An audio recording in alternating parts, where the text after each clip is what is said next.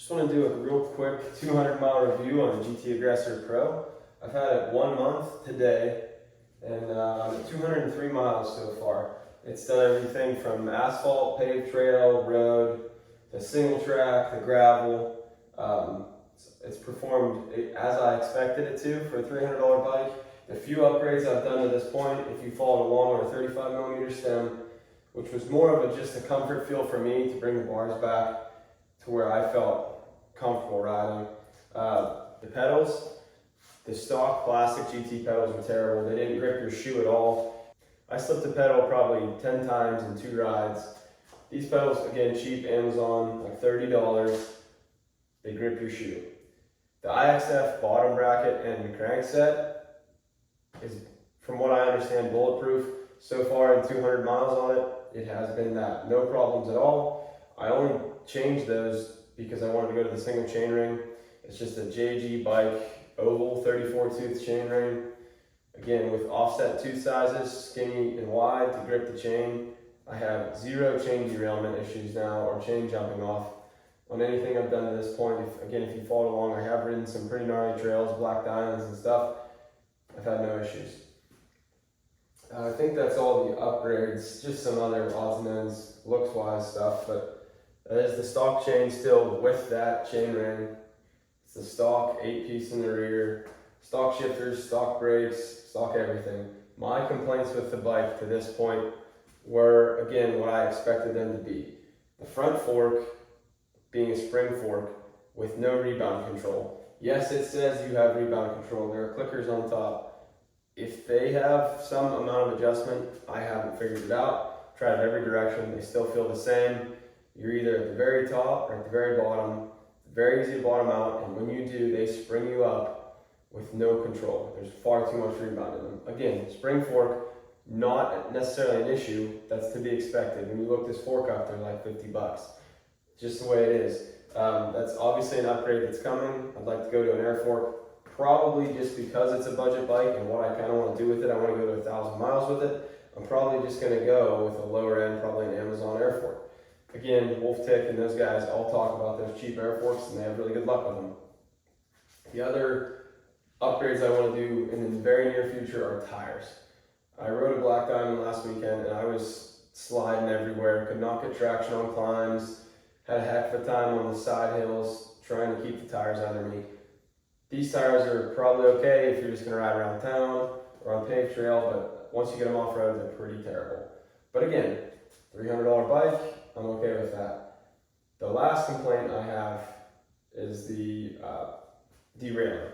The derailleur is not a clutched derailleur, so it balances a ton. Easy upgrade, $50 derailleur, handle that issue. So tires, derailleur, and the few things I've already done, you're way under $500 and you have a great bike.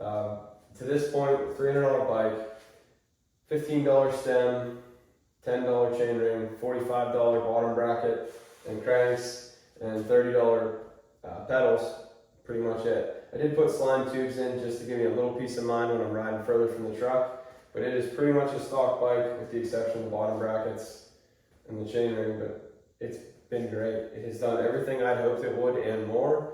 I'm going to continue to ride it. Like I said, 1 month in on 1,000 miles, or I'm sorry, 200 miles. My goal is 1,000 miles.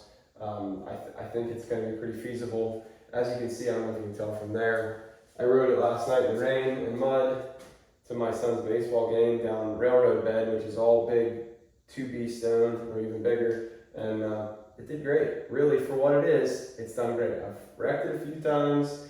The only thing I've heard is the back of the seat's ripped open. I'm not partial to the seat anyway, so I'm not upset about it, but for $300, I think the bike is very capable. And like I said, I did black diamond trails with it, I've jumped it, I've done single track, I've chased my kid around the yard, ridden the road. It's a very good bike for $300. The biggest questions I get about the bike on the videos to this point are about the upgrades and what parts they are. I've linked those in that upgrade video.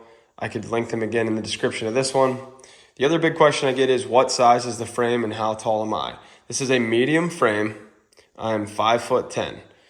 I would say average build. I don't have crazy long legs or crazy long torso. I'm just an average built 5'10", middle-aged adult. It fits me well. The standover is good. I think I could have gotten away with a large frame with it being a 27.5 wheel. I do like the medium frame. The other big question I get is about the price. Everybody all over the country and other countries is saying, oh, they're $499 here, they're $399 here, they're $599 here. I bought this bike on Memorial Day weekend. I watched them drop the price continuously to that weekend to $299. After that weekend cleared, right back up to $399 or $499. I would say with 4th of July coming, if you watch the online Dick's website, you probably see them drop back down to $299. If not, maybe Labor Day. If you want to, if you're interested in this bike and you look online or look on Facebook Marketplace, they're all over the place for $350, $400 used. If you can, hold off for a holiday and see if Dick's will drop them again, because for $300, it's a great bike. At $549, I don't know that I would have the same opinion of the bike. But at $300, I think it's definitely a good bike for the money.